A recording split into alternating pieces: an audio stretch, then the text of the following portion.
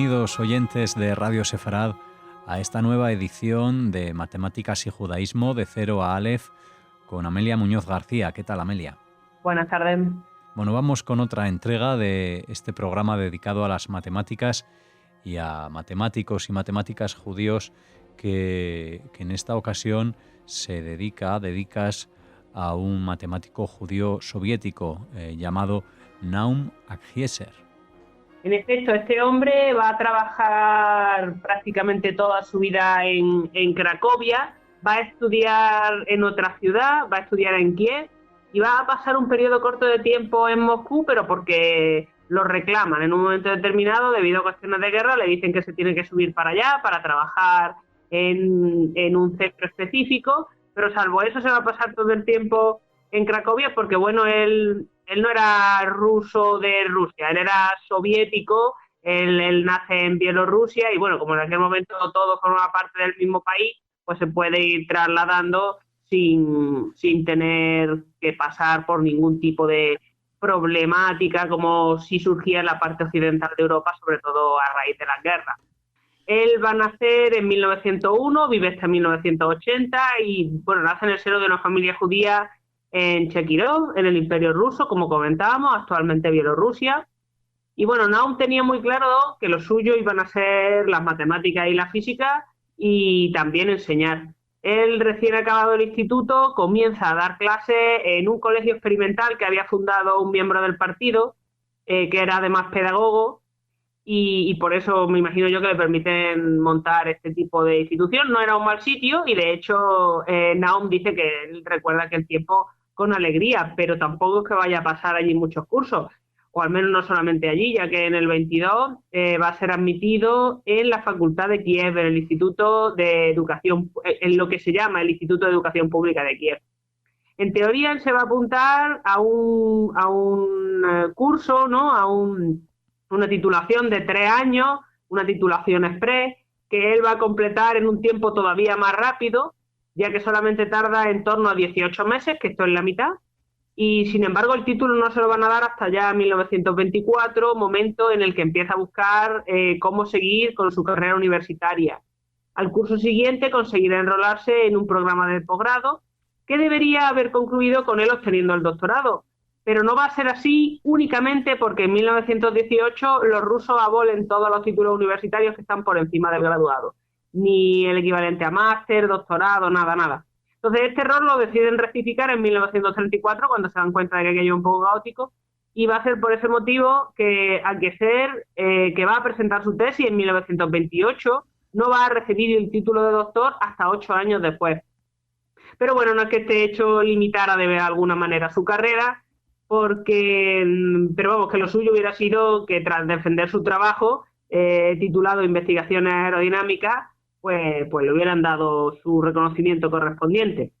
Bueno, Naum había empezado a interesarse en esta rama de las matemáticas aplicadas tras haber comenzado a trabajar como asistente de Dmitri Alexandrovich Graves.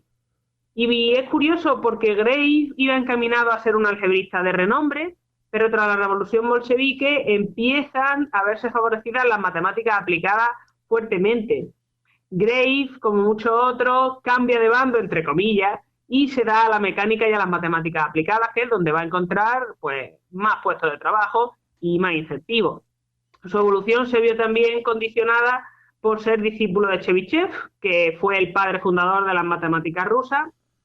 Y, bueno, Chebyshev estudió de todo, desde mecánica a teoría de números, que es álgebra, y es al que se le ocurren, por ejemplo, los polinomios de Chebyshev, una familia de polinomios ortogonales, un tipo de polinomio, que están relacionados por la fórmula de Moivre, que sirve para relacionar la potencia de un número complejo con una expresión en la que ya no aparece dicha potencia, y que es más sencillo. Y que se pueden además definir estos polinomios de manera recursiva con facilidad. Entonces, son muy llamativos porque se pueden definir también como solución de ecuaciones diferenciales, ecuaciones de Chebyshev, ecuaciones de Sturm-Liouville, etc. O por medio de identidades trigonométricas basadas en el seno y en el coseno. Por lo que estos polinomios, ¿no? Son una especie de polinomios disfrazados de funciones trigonométricas. Bueno, ¿por qué les cuento todo esto? Pues porque Kieser se puede considerar uno o el heredero de Chebyshev, al menos en lo que en teoría de aproximación se refiere, ya que entre otras cosas resuelve gran cantidad de problemas que estaban sin resolver, obviamente, probablemente porque pertenecían a los considerados extremadamente difíciles en esta rama de las matemáticas, así que ya se pueden imaginar qué aspecto tendrían. Pero bueno, esto sería un poco más adelante. Ahora mismo habíamos dejado a Naum defendiendo una tesis que se publica en forma de artículo y en la que aparece por primera vez la fórmula para hacer las cartas de un dominio doblemente conectado, ligado por polígonos en una corona circular. Traducido, en un dominio entendido como una superficie de origen desconocido que no tiene bordes, no tiene picos ni agujeros, una superficie suavita, podríamos decir. Se puede definir una carta, una o varias, que van a describir esta superficie desconocida por medio de otras que son conocidas y que son similares en el amplio sentido de la palabra, es decir, la nueva y la vieja, la conocida y la desconocida. Entonces, claro, el problema se simplifica mucho si puedes tirar por una superficie que sí sabe su expresión. Bueno, pues un dominio doblemente conectado es aquel que tiene todos sus puntos unidos por dos caminos o por dos carreteras distintas.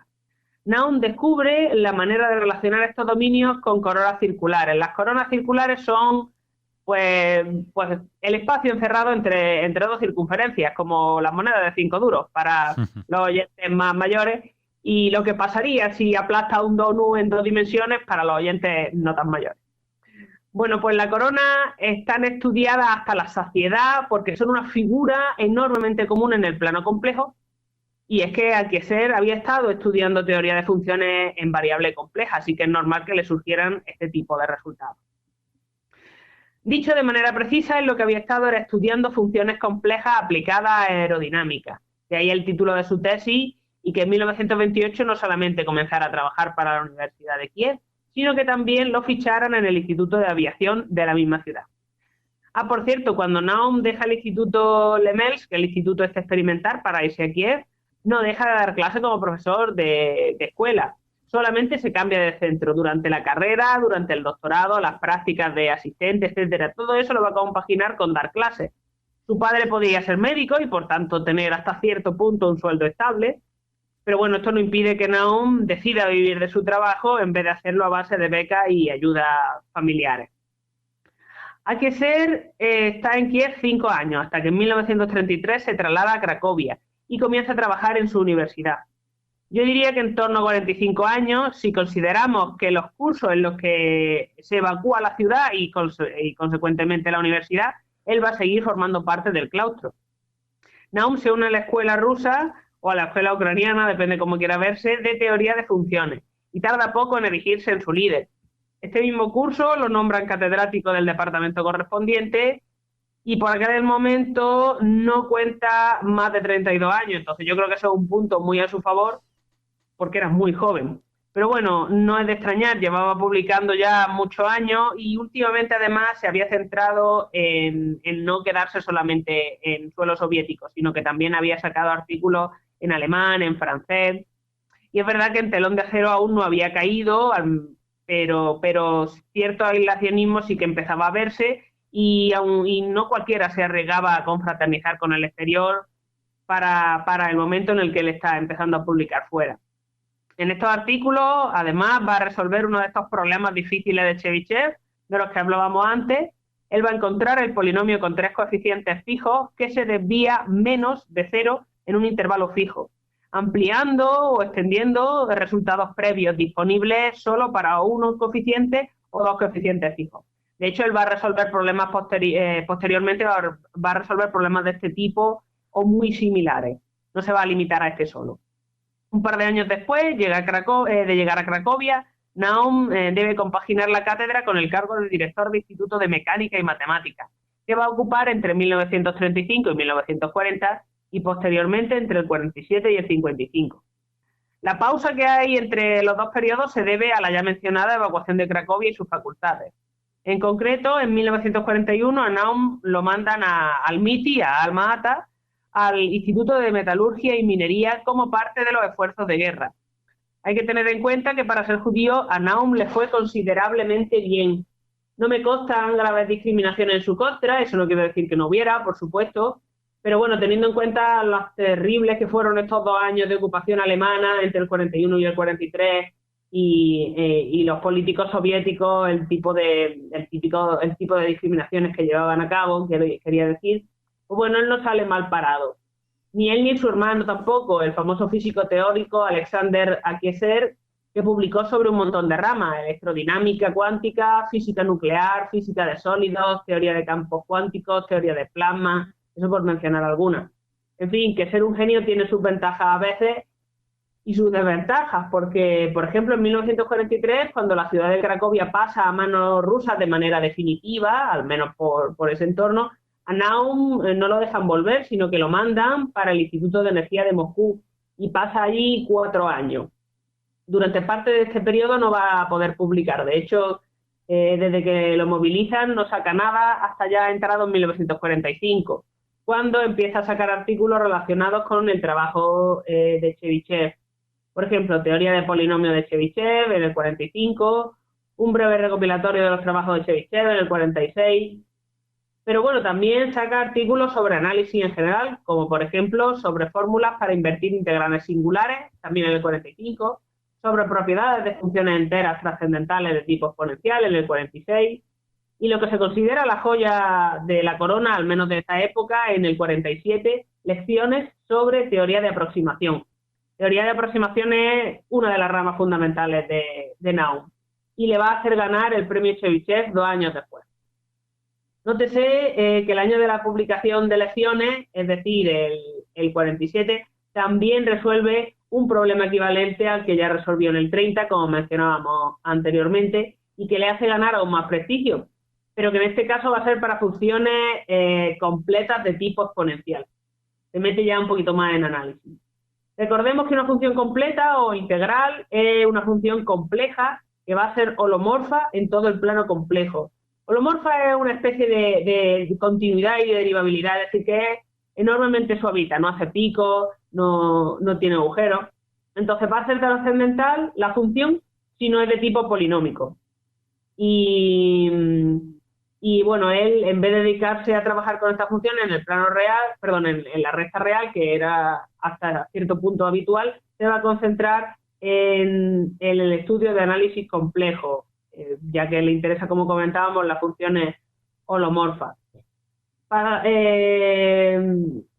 Pensemos que, bueno, que el fuerte de Akieser fue la teoría de aproximación. Como comentábamos, la teoría de aproximación lo que hace es dedicarse a estudiar funciones a través de aproximaciones hechas con funciones más sencillas, así como a cuantificar el error que se comete al aproximar, donde lo que hacía era pues aplicar métodos geométricos correspondientes a funciones en variable compleja, particularmente mapas conformes y superficies de Riemann, que son 2 tipos, y métodos de análisis funcional también. Además, encontró la conexión entre el cálculo de la inversa de operadores diferenciables de orden 2, un tipo de funciones bastante importante, y la inversión de Jacobi para integrales abelianas, lo que permite resolver el problema de la inversa de operadores de agujero finito. Y bueno, la importancia que tiene es que en el momento en el que eres capaz de crear un puente entre 2 ramas distintas, problemas que en una rama no se pueden resolver, puedes intentar encontrar el reflejo en el espejo para la otra rama y resolverlo a partir de ahí. También destacar que él no va a trabajar solo, él va a colaborar con, por ejemplo, Crane, dando lugar a trabajos como sobre ciertos problemas en teoría de momentos. También va a trabajar con Glassman en teoría de operadores lineales en espacios de Hilbert. Y no van a ser sus únicos colaboradores, también va a estar trabajando con Bernstein un montón de tiempo, en particular en completitud de conjuntos de polinomios. En total, Naum escribió cerca de 150 trabajos entre artículos y monografías creo que eran 9 nada más. Bueno, digo nada más como si fuera poco, ¿saben? Y bueno, mucho de todo esto sale posteriormente a volver a su trabajo en la Universidad de Cracovia, que va a ser en el 47. A sus diversos puestos, que va a ser de catedrático, de director del Instituto de Investigación, etc. Además, a partir de la década de los 60 se involucra mucho en la formación del Instituto de Bajas Temperaturas.